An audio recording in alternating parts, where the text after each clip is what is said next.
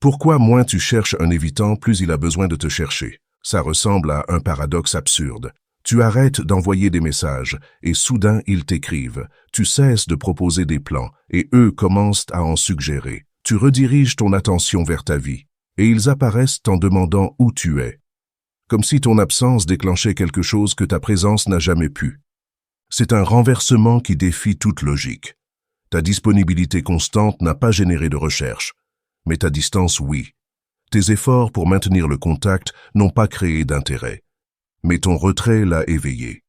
Comme s'ils avaient besoin que tu n'aies pas besoin d'eux pour pouvoir avoir besoin de toi. Quand tu as affaire à un évitant, ta recherche et son retrait sont directement connectés. Plus ils te perçoivent comme disponible et ayant besoin de connexion, plus l'intimité leur semble menaçante. Mais quand ils perçoivent que tu n'es plus constamment disponible, que tu as ta propre vie, la menace diminue. Et avec moins de menaces, il y a de l'espace pour le désir. Aujourd'hui, je vais te montrer pourquoi ta recherche les éloigne, pourquoi ta distance les attire et comment utiliser cette connaissance de façon saine. Si tu as remarqué qu'ils te cherchent plus quand tu arrêtes de les chercher, reste. Ce qui suit va t'expliquer exactement pourquoi. La plupart des gens ressentent la proximité comme de la sécurité. Savoir que quelqu'un est disponible, qu'il te cherche, qu'il veut être proche, crée une sensation d'être valorisé et désiré. Quelqu'un avec un attachement évitant enregistre cette même proximité comme de la pression.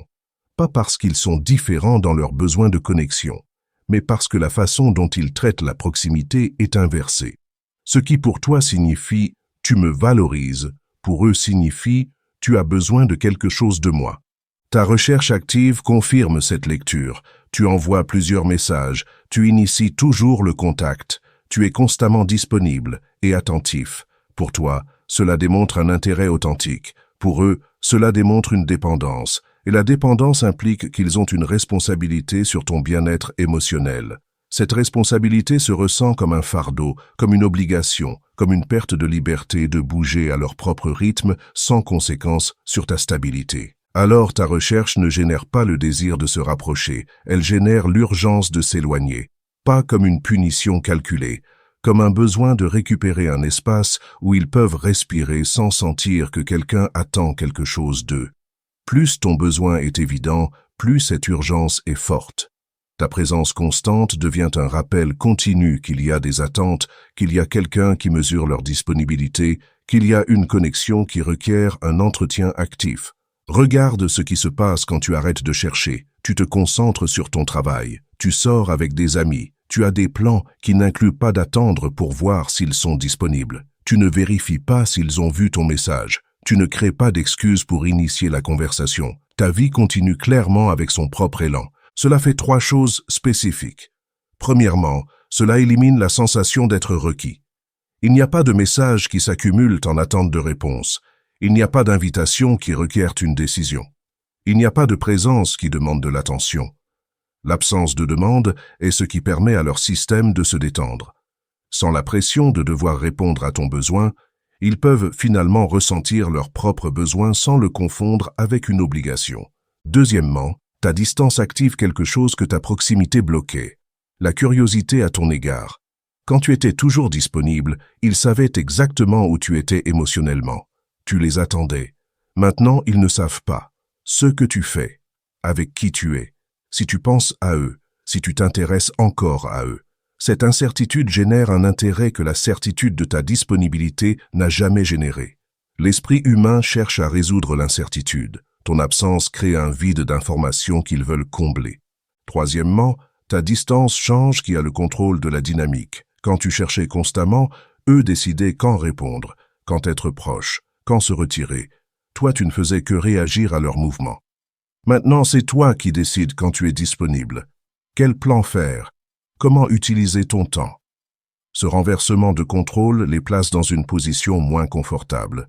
Chacun de ces 3 effets se manifeste de façon spécifique que tu peux observer. L'élimination de la pression se remarque d'abord dans leur temps de réponse. Quand tu cherchais constamment, ils pouvaient mettre des heures ou des jours à répondre parce qu'ils savaient qu'il n'y avait pas d'urgence. Ton prochain message allait toujours arriver. Quand tu arrêtes de chercher, leurs réponses deviennent plus rapides. Pas parce que soudain ils ont plus de temps, mais parce qu'ils n'ont plus la certitude que tu vas rester là à attendre indéfiniment. La curiosité activée se montre dans le type de questions qu'ils posent. Avant, quand ils répondaient, c'étaient des réponses courtes qui fermaient la conversation. Oui, je ne sais pas, peut-être plus tard. Maintenant, quand ils te cherchent, ils posent des questions ouvertes. Qu'est-ce que tu as fait? Comment s'est passé ce projet? Avec qui tu es sorti ce week-end? Ce n'est pas de la conversation polie. C'est une recherche active d'informations sur ta vie qu'ils n'ont plus en garantie. Le changement de contrôle se reflète dans qui initie et qui propose. Avant tu proposais, tu veux faire quelque chose ce week-end. Eux décidaient, je ne sais pas, peut-être, je te dis. Maintenant eux proposent, tu es libre samedi. On pourrait aller à cet endroit que tu as mentionné. Le changement n'est pas seulement qui parle en premier, c'est qui fait l'effort de créer une opportunité de connexion. Cet effort indique que maintenant, il y a quelque chose à gagner ou à perdre, pas la certitude que tu seras toujours disponible quand il décide d'apparaître. On le remarque aussi dans comment il gère ton absence de réponse immédiate. Quand tu cherchais et qu'ils ne répondaient pas, il n'y avait pas de suivi. Ton besoin était évident, donc il n'y avait pas de risque. Quand eux te cherchent maintenant et que tu ne réponds pas immédiatement, il y a un suivi. Un autre message quelques heures plus tard, une mention désinvolte de quelque chose pour relancer la conversation. Ce n'est pas du désespoir, c'est un ajustement à une nouvelle réalité où ton attention n'est pas garantie. Ils doivent faire l'effort de la maintenir parce qu'il y a une possibilité réelle de la perdre s'ils ne le font pas. La peur de la perte fonctionne différemment chez les évitants que chez les autres types d'attachement. Ils ne la ressentent pas quand tu es là à les poursuivre. Dans ce scénario, il n'y a pas de risque de te perdre. C'est toi qui fais tout l'effort de maintenir le contact. Ils la ressentent quand ils ne voient plus cet effort, quand ils perçoivent que peut-être ton intérêt a diminué, quand ils se rendent compte qu'ils peuvent t'avoir perdu sans le remarquer parce qu'ils supposaient que tu serais toujours disponible. Cette peur de la perte peut temporairement surpasser leur inconfort avec la proximité, parce que perdre quelque chose se ressent comme plus urgent que maintenir la distance. C'est quand ils commencent à se demander où tu es. C'est quand ils initient la conversation sans raison spécifique. C'est quand ils proposent des plans que tu proposais avant. Pas parce que soudain ils peuvent gérer plus d'intimité, mais parce que le risque de te perdre a activé quelque chose de plus fort que leur besoin d'espace. Cela explique pourquoi, pendant que tu poursuivais, il n'y avait pas de réponse. Il n'y avait pas de risque qui les motivait à agir. Ta disponibilité était garantie. Quand tu as arrêté de poursuivre, cette garantie a disparu. Et la possibilité que quelqu'un d'autre ait ton attention, que ta vie soit meilleure sans eux, que tu te rendes compte que tu mérites plus de réciprocité, cela crée une urgence que ta présence n'a jamais créée. Le renversement est observable dans des détails spécifiques. Avant, ils répondaient à tes messages avec des réponses courtes et tardives. Maintenant, ils t'écrivent en premier avec des questions qui requièrent une conversation. Avant, ils avaient des excuses pour ne pas faire de plan. Maintenant, ils suggèrent des activités spécifiques avec des dates concrètes. Avant, ils regardaient tes stories sans répondre. Maintenant, ils répondent avec des commentaires qui invitent au dialogue. Le niveau d'initiative a changé parce que le coût de ne pas prendre l'initiative a changé. Les changements ont un cadre temporel observable. Ça ne se passe pas du jour au lendemain. Généralement, il y a une période d'1 à 3 semaines où il ne se passe rien. C'est normal. Durant cette période, ils opèrent encore sous l'ancienne supposition que tu es disponible. Ils n'ont pas encore remarqué le changement ou ne l'ont pas encore enregistré comme permanent. Beaucoup de personnes s'effondrent durant cette période. Elles supposent que la distance ne fonctionne pas parce qu'elles ne voient pas de résultats immédiats. Elles retournent à la poursuite. Cela remet tout le processus à zéro. Si tu maintiens la distance authentique après ces premières semaines, tu commences à voir de petits changements. Un message initié par eux, là où avant, il n'y en avait aucun. Une réponse plus rapide que d'habitude. Une question sur ta vie qui montre qu'ils ont remarqué ton absence. Ces petits changements sont des signaux précoces. Ça ne signifie pas que tout est résolu. Ça signifie que la nouvelle dynamique est en train d'être enregistrée. Entre les semaines 3 et 6, c'est quand le changement devient plus prononcé. Si tu as vraiment créé une distance authentique, si tu as vraiment une vie qui continue sans eux, ils le ressentent. Ce n'est plus une expérience temporaire que tu fais, c'est la nouvelle réalité de comment tu fonctionnes. Durant cette période, c'est typiquement quand il y a une augmentation notable de leur initiative. Plus de messages, plus de plans proposés, plus d'efforts visibles pour maintenir le contact. Mais c'est aussi une période critique pour toi, parce que quand ils commencent à te chercher plus, ton impulsion va être de retourner à l'ancien mode, être immédiatement disponible, répondre avec un enthousiasme excessif, initier plus de conversations pour capitaliser sur l'élan. Si tu fais cela, tu détruis exactement ce qui a créé le changement. Tu retournes à démontrer du besoin. Tu retournes à éliminer le risque de te perdre. Et avec le risque éliminé, leur motivation de faire des efforts s'élimine aussi. Maintenir la distance authentique même quand ils commencent à te chercher est ce qui solidifie le changement. Tu réponds, mais sans urgence. Tu apprécies les conversations, mais tu n'étires pas chacune en cherchant plus de connexion. Tu acceptes des plans quand ça te convient, mais tu ne réorganises pas ta vie autour de leur disponibilité. Cette cohérence est ce qui leur enseigne que la nouvelle dynamique est permanente. Que ton attention se gagne avec un effort soutenu, pas avec une salve temporaire d'initiative. Ce changement n'est pas une coïncidence. C'est une réponse prévisible au changement dans ce qui est disponible versus ce qui peut se perdre. Quand tu étais constamment disponible, il n'y avait rien à gagner à te chercher parce qu'ils t'avaient déjà. Quand tu as créé une distance réelle, il y a quelque chose à gagner. Récupérer ton attention, s'assurer que tu es toujours intéressé, confirmer qu'ils comptent encore pour toi. Voici ce que tu dois comprendre clairement. Ce renversement ne résout pas l'attachement évitant. Il n'augmente pas leur capacité de soutenir la proximité. Il n'élimine pas leur cycle de rapprochement et de retrait. Ce qu'il fait, c'est changer les incitatifs à l'intérieur de ces cycles. Avant, ils pouvaient se retirer indéfiniment parce qu'ils savaient que tu serais là quand ils décideraient de revenir. Maintenant, quand ils se retirent, ils courent un risque réel de te perdre. Ce risque les fait revenir plus vite et avec plus d'initiative. Mais éventuellement, après s'être reconnectés, la proximité va remplir leur seuil à nouveau. Ils vont avoir besoin de se retirer à nouveau. La différence, c'est que si tu maintiens ta vie indépendante, ils vont devoir revenir à nouveau s'ils veulent te garder dans leur vie. Le cycle ne disparaît pas.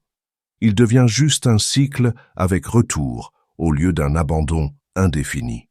Appliquer cela de façon saine signifie que ce n'est pas une tactique, ce n'est pas un jeu mental où tu feins l'indifférence pendant qu'intérieurement tu es obsédé par savoir si ça fonctionne. C'est authentiquement construire une vie où ton bien-être ne dépend pas du fait que cette personne soit proche ou loin à n'importe quel moment donné. C'est avoir un travail qui t'absorbe, des amitiés qui te satisfont, des intérêts qui t'enthousiasment, des objectifs que tu poursuis. Tout cela pas comme une stratégie pour les rendre jaloux, mais comme la réalité que tu mérites, une vie complète, indépendamment de ce qu'ils décident de faire. La différence entre distance authentique et distance manipulatrice se remarque dans ton état intérieur. Si tu crées de la distance mais que tu vérifies constamment si ça a fonctionné, s'ils t'ont cherché, combien de temps ils ont mis, alors ce n'est pas authentique. C'est une performance anxieuse. Ton énergie reste une énergie de besoin, juste déguisée. Les évitants détectent cette dissonance. Ils sentent que tu joues à un jeu au lieu d'être vraiment bien. La distance authentique se ressent différemment. Tu ne penses pas constamment à eux. Tu es occupé avec des choses qui t'importent vraiment. Quand tu vois une notification d'eux, ce n'est pas un moment de soulagement dramatique. C'est « Oh, intéressant, il m'a écrit ». Quand tu ne vois pas de notification, ce n'est pas non plus un effondrement émotionnel. C'est continuer avec ta journée. Cette énergie équilibrée est ce qui change vraiment la dynamique. Construire une distance authentique est un processus spécifique, pas un événement unique. Ça commence par identifier quelle zone de ta vie tu as négligée pendant que tu étais concentré sur cette relation. Les amitiés que tu as arrêté de cultiver, les loisirs que tu as abandonnés, les projets que tu as mis en pause, les objectifs que tu as reportés. Fais une liste littérale de ces choses. Pas comme un exercice thérapeutique abstrait, comme un plan d'action concret. Ensuite, engage du temps spécifique chaque semaine pour chaque zone. Pas « je vais voir mes amis plus souvent », mais « je vais appeler Marie mardi et faire des plans pour le week-end ». Pas « je vais reprendre mon loisir », mais je vais consacrer jeudi soir de 19h à 21h à peindre sans exception. La spécificité est ce qui convertit l'intention en réalité. Les bonnes intentions sans structure s'évaporent quand l'évitant te cherche à nouveau. Cela signifie aussi créer de nouvelles sources de satisfaction que tu n'avais pas avant. Un cours que tu as toujours voulu suivre, un sport que tu voulais essayer, un groupe d'intérêt auquel te joindre. un projet professionnel dans lequel investir plus d'énergie. Ces ajouts ne sont pas pour remplir du temps vide. Ils sont pour réellement élargir ta vie de façon qui t'enrichisse. Quand tu as plusieurs choses dans ta vie qui te donnent de la satisfaction, l'absence d'une personne ne crée plus un vide qui t'effondre. L'erreur commune est de faire tout cela, mais avec du ressentiment intérieur. Je dois faire ces choses pour qu'il me cherche. Ce ressentiment contamine le processus. Tu joues les activités, mais tu ne reçois pas le bénéfice réel, parce que ton esprit reste concentré sur le résultat avec l'évitant. La distance authentique requiert un changement mental, où ces activités sont valorisées pour elles-mêmes, pas comme moyen vers une fin. Une autre erreur est d'abandonner tout au moment où l'évitant revient. Tu construis une vie riche pendant 3 semaines. Ils te cherchent. Tu annules immédiatement tout pour être disponible pour eux. Cela leur enseigne que ta vie indépendante était une performance temporaire, pas une réalité permanente. Et cela élimine exactement ce qui les a motivés à te chercher. Maintenir tes engagements et ta structure même quand ils sont disponibles est ce qui solidifie que le changement est réel. Il y a aussi l'erreur de partager trop sur ta nouvelle vie. Quand ils te cherchent, il y a la tentation de démontrer à quel point tu es occupé et satisfait. J'ai été super occupé avec le travail et les amis et les projets. Cela sonne défensif, cela sonne comme une justification. La distance authentique n'a pas besoin d'être expliquée ou justifiée. Elle se démontre naturellement dans ta disponibilité limitée, dans ton énergie équilibrée, dans ton absence de besoin urgent de leur validation. Arriver à cette distance authentique requiert un travail réel. Ce n'est pas un changement superficiel de comportement. C'est la construction d'une vie où tu as plusieurs sources de satisfaction. Un projet professionnel qui te défie. Des amis avec qui tu as des conversations profondes. Un loisir qui te donne du flow. Un objectif physique que tu accomplis. Un apprentissage qui t'absorbe. Une communauté où tu contribues. Cette diversification de l'investissement émotionnel est ce qui te protège de t'effondrer quand il se retire. Quand tu accomplis cela, tu arrêtes d'être aussi concentré sur la question « va-t-il me chercher ?» Parce qu'authentiquement, tu as suffisamment dans ta vie pour que s'il cherche ou ne cherche pas, ne détermine pas si ta journée a été bonne ou mauvaise. S'il cherche, tu apprécies la connexion.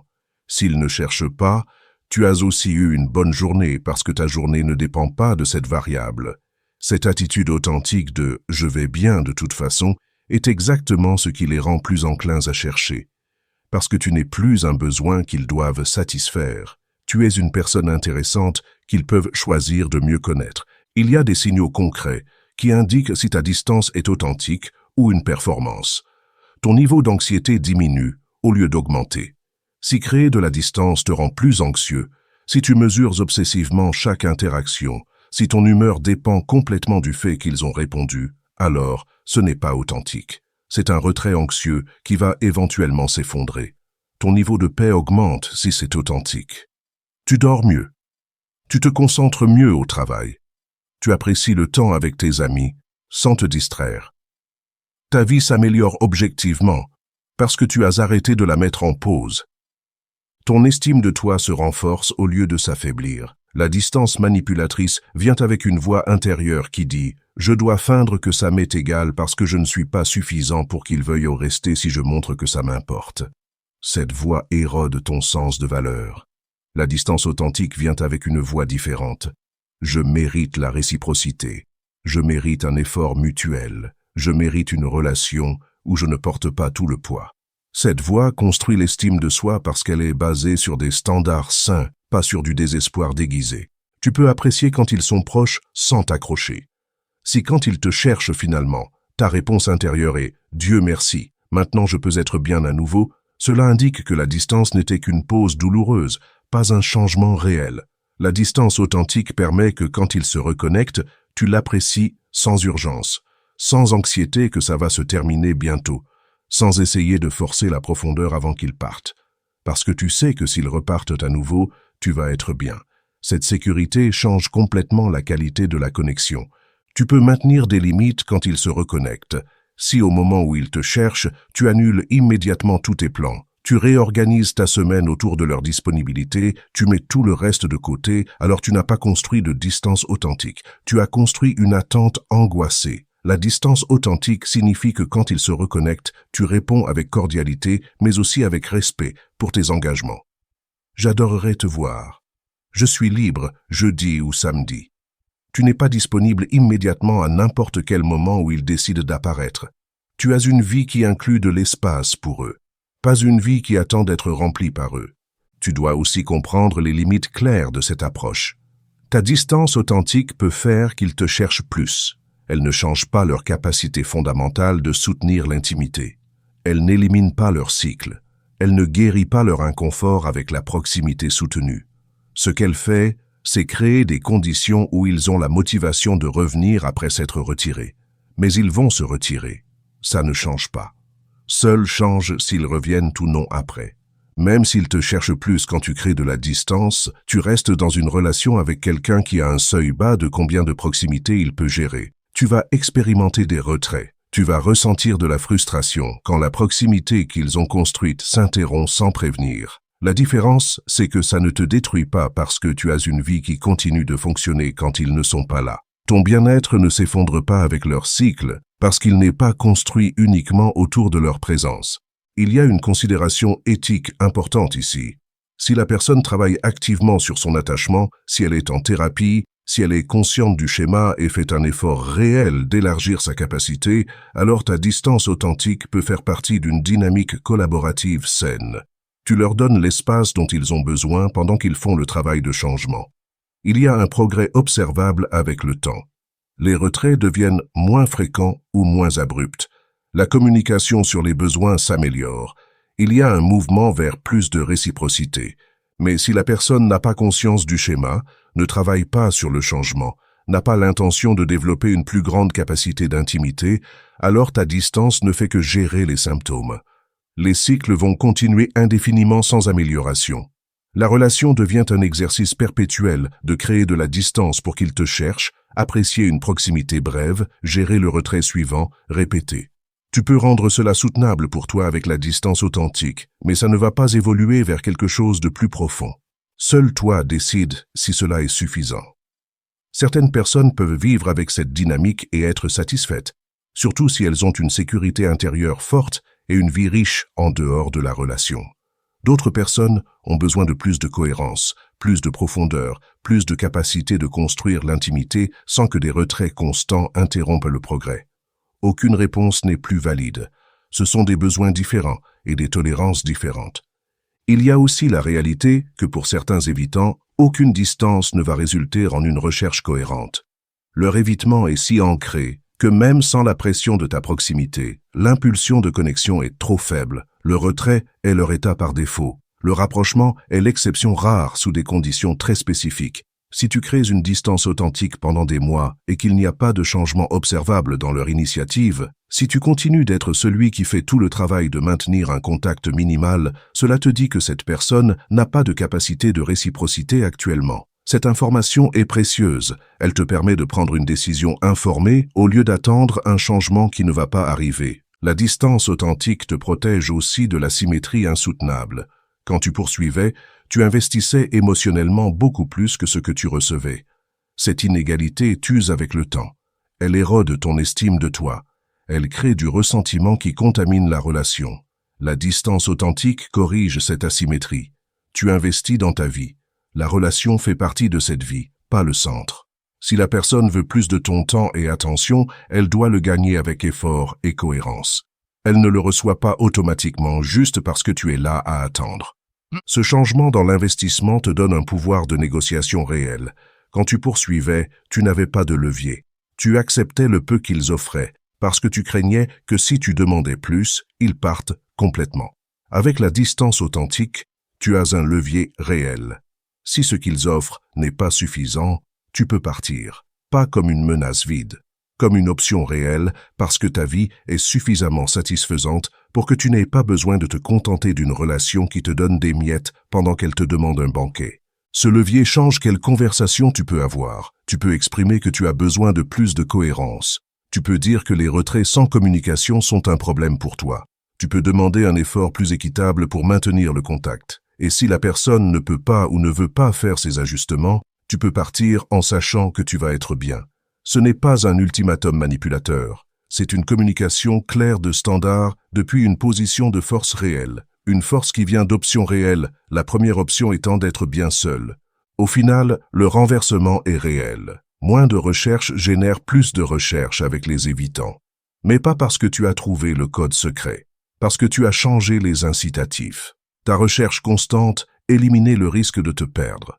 Ta distance authentique crée ce risque. Ce risque motive la recherche, mais le système d'attachement fondamental n'a pas changé. Ils ont toujours un seuil bas de proximité. Ils ont toujours besoin de cycles. La différence, c'est que maintenant ces cycles incluent un retour motivé par la peur d'une perte réelle. Utiliser cette connaissance sainement signifie que ton focus primaire n'est pas de faire qu'il te cherche. C'est de construire une vie où tu n'as pas besoin qu'il te cherche pour être bien. C'est de développer une sécurité intérieure qui te permet d'apprécier la proximité sans t'accrocher et de gérer la distance sans t'effondrer. C'est d'avoir de la clarté sur quel type de relation tu peux soutenir sans te perdre, avec des limites claires de ce que tu acceptes comme schéma permanent versus ce qui requiert un changement pour continuer. Si tu implémentes la distance authentique et qu'il te cherche plus, cela te dit quelque chose d'utile.